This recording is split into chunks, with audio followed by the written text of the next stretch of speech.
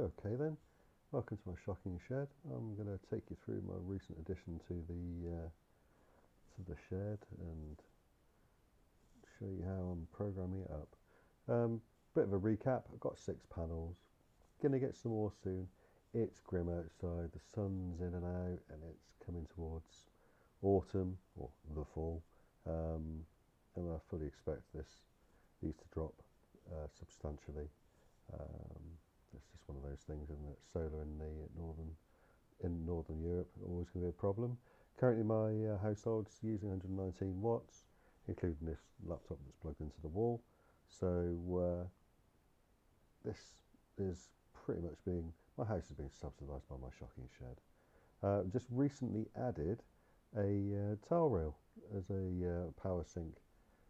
As you know, I don't like exporting. I resent exporting power to the fat cats or the thieving so-and-sos at the power companies.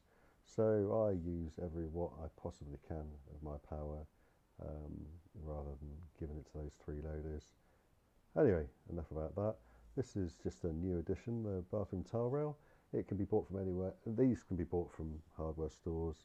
I essentially spent all of yesterday, well, most of yesterday, in fact, none of yesterday. I've spent the last few days, when I can, getting the towel rail on the wall, filled up, running the power carefully within regulations, and testing it and integrating it into my Home Assistant. And essentially, if it's sunny outside and all my batteries are topped up and the humidity switch is already on in the cellar and there's spare capacity, it also switches on the towel rail, which is a 250 watt load, and it keeps the towels toasty. Just a quick look at there, my cellar is not 80%. No way is 80% humidity down there. As I said in the previous video, it'd be raining if it was that bad.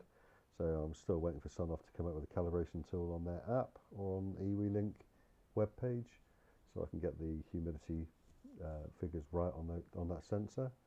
And neither is the cellar temperature, 21.1 degrees C. It's a lie, but it's a consistent lie. So power from the grid at the moment, 106.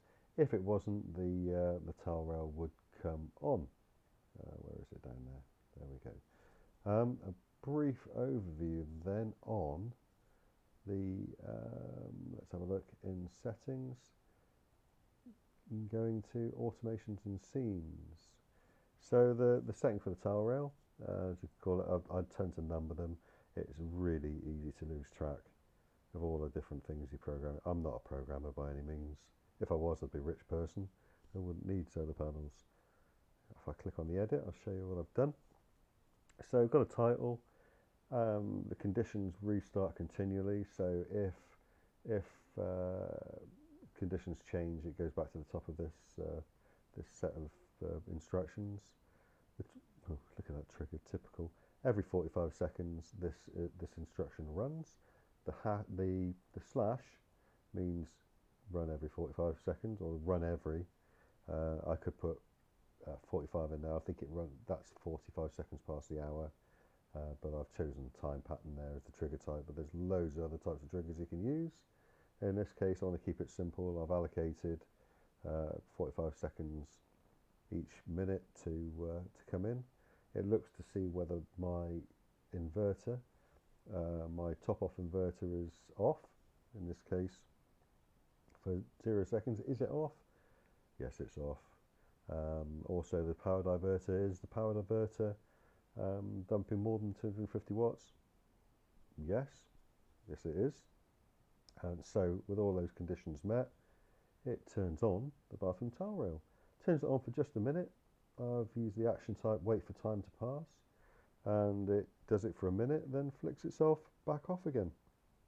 And it's as simple as that. Each of these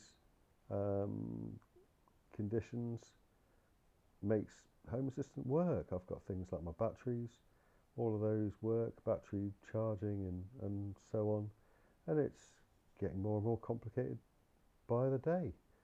Let's have a quick look at the logbook. That shows everything that's going on. Yeah. So there you go. That's the triggers and things going on at the moment. Recently, I think there was a large load demanded, so rather than drawing the power from the power networks. My inverter has contributed 350 watts to offset that power. Works quite nicely, to be honest. And that's about it. Thank you for watching. Any questions, drop them in the comments or email me, and thanks for watching my shocking shed.